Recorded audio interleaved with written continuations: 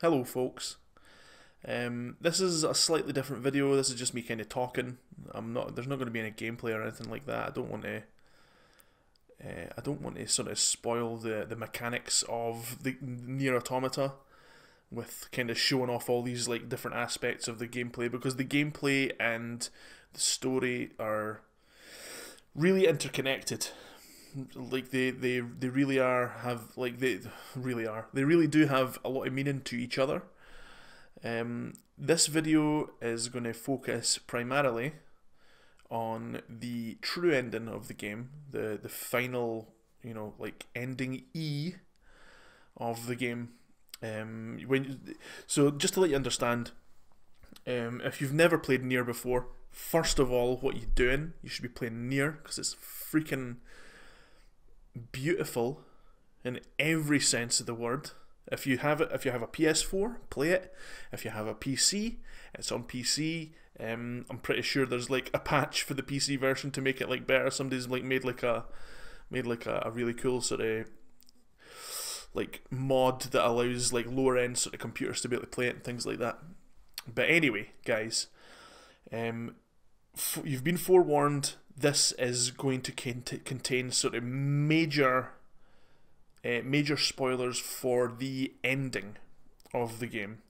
Not in terms of lore, but in terms again of mechanics. The way the game sort of presents this ending to you. So right, okay, that's your warning. Warning's over. I'm not articulate, so like this is going to be all over the place, guys. If you have no patience for that, this isn't the video for you. Thank you if you want to stay and listen, because it's really important to me that I say something, because I've just been thinking about this game and what it's done to me emotionally today, since I finished it earlier on today. So that's it. Your warning over. We're going into the spoiler territory now. So, right. First of all, you've got to play the game three times in order to experience the whole story. The first time you play it through, you're playing the role of 2B, and it really is almost like just a prologue to the game. It's like you go through this kind of, it kind of feels kind of bare bones, like there's not much lore in there. You do have like the big bad, like it's Adam and his brother Eve. And you're fighting against them, and you've got to you make all these like tough decisions on whether like machines are worth helping, or whether you just want to destroy them all and things like that. But it does feel quite at the end of the first. Again, I'm not articulate, but at the end of the first playthrough, I was like, that didn't really resolve anything for me. I didn't feel satisfied with that first ending. You just kind of beat the big bad guy, and like kind of like you're back to 2B and 9S, yay! Kind of we're cool. But then you play this, then you play the second one. Like after the credits, the game's like, look, in order for you to get the most out of this game, you have to play it through again. You'll play through the game a second time, and you'll be playing it from the perspective, instead of 2B, you'll be playing it as 9S, who's like a sort of reconnaissance android, who's kind of like, his abilities kind of like he can hack into terminals and machines and all that. He's not very good at combat. Like 2B is like a combat model, and 9S is more like information gathering, sort of like you can hack in there, you can even hack enemies and destroy them that way. You don't have to really fight them, you can just do the hacking and things like that. So with that mechanic comes the ability to hack into things that 2B didn't have access to. 9S is privy to more information. It expands the lore of the game tremendously, and there's quite a lot that you don't get from just playing the game the first time that you get from playing the game the second time. And largely, a massive chunk of that second playthrough is very similar to the to the first playthrough, because it's just 9S, like, as he's hanging around with 2B.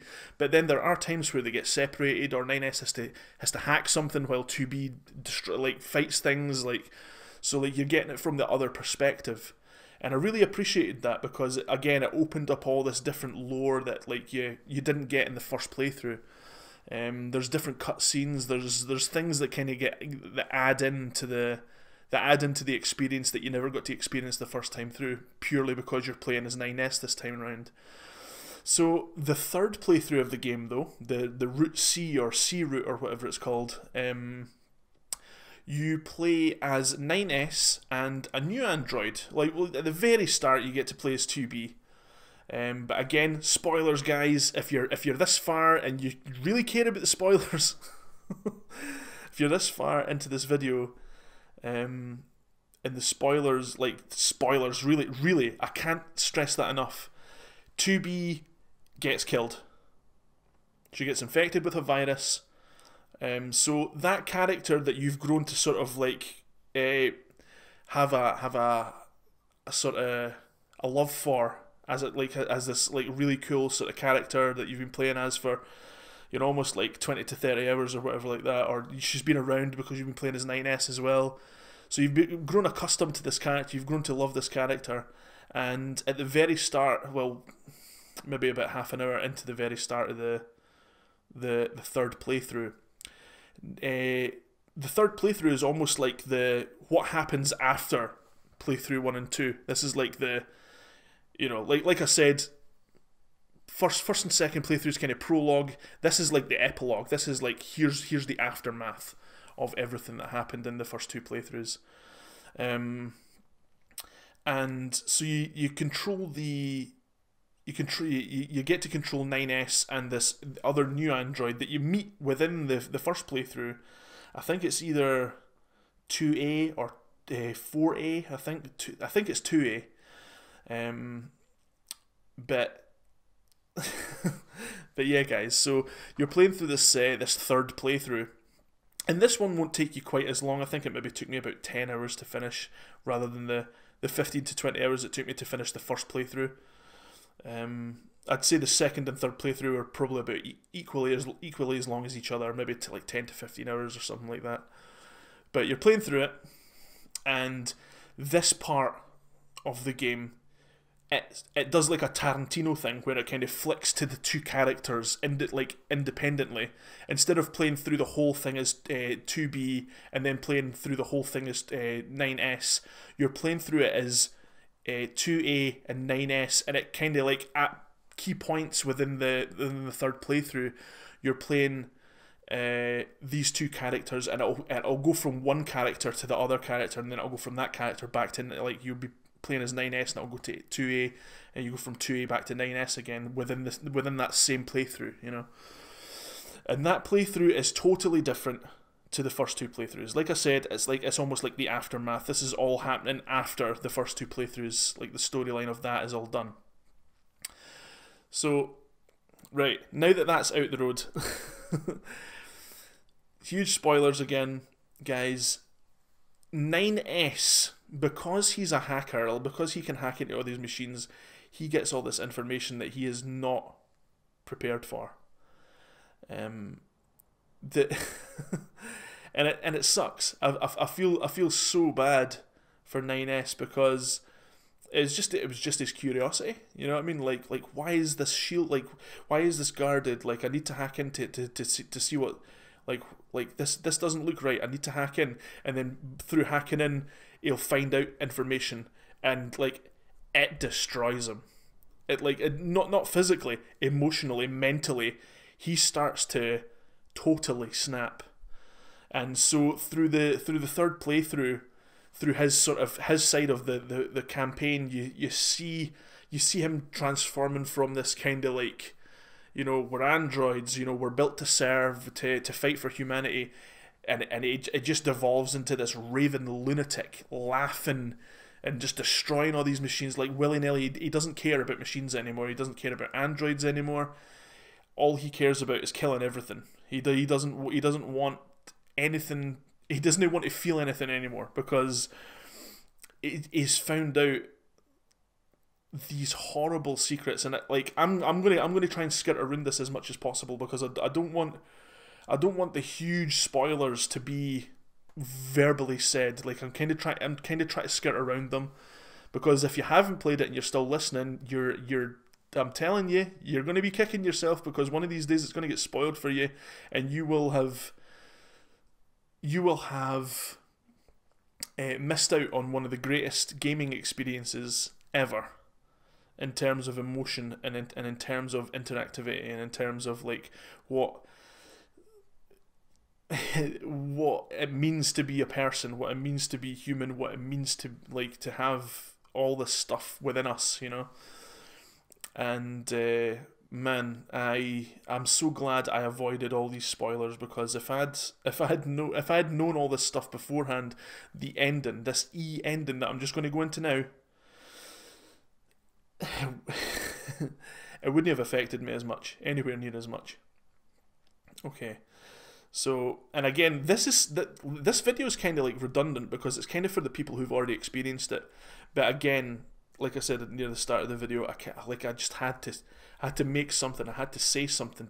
Like the gratitude that I've got in me for having experienced this game is greater than any other game that I've ever played.